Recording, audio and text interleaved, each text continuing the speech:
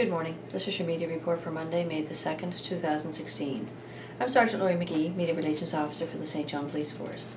Since Friday morning, April 29th until today's date, police have responded to 348 calls for service. The St. John Police Force would like to hear from anyone that has any information concerning any of our calls or investigations.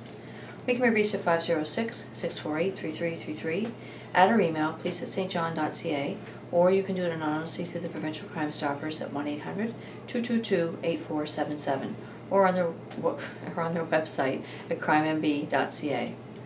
On Friday at 1:42 p.m., police were called to the parking lot of the Toronto Dominion Bank on Main Street West, after a vehicle was reported to have struck two parked vehicles and left the scene. The male suspect has been identified and is expected to be charged in the near future.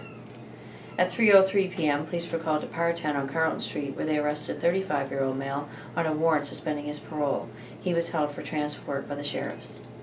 On Friday evening at 12:55 a.m., police arrested a 27-year-old male for causing a disturbance after he was removed by staff from O'Leary's pub on Princess Street. It was reported that the accused was screaming at bystanders and challenging them to a fight. The accused was later released to appear in court at a later date.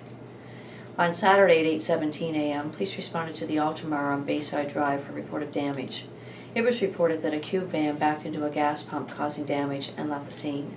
The vehicle was located on Golden Grove Road, and the 24-year-old driver was issued a violation for leaving the scene of an accident and suspended driving.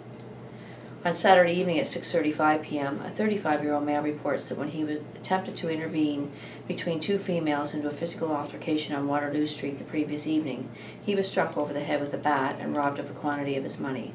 The Major Crime Unit continues to investigate. At 9:32 p.m., police were called to a disturbance between two males on Waterloo Street. It was learned that a male had a pipe and went into a residence to retrieve a gun, which was later determined to be a metal cap gun. The police arrested a 34-year-old male for possession of a weapon. He was later released on conditions, and he will appear in court at a later date. On Sunday morning at 10 a.m., a 19-year-old male was arrested by the Fredericton Police Force on a St. John warrant for being unlawfully at large from the provincial jail. He was transported back to St. John, where he was held in custody for a court appearance. At 3:02 p.m., police received a call of a theft from a vehicle. The caller reports a theft of her wallet from an unlocked vehicle parked on Union Street. There are no suspects at this time. At 4 p.m., police arrested a male on Coburg Street who they knew to be wanted for an assault that occurred the previous day on Carmarthen Street. The 27-year-old male is reported to have pushed a female and kicked and punched her in the head.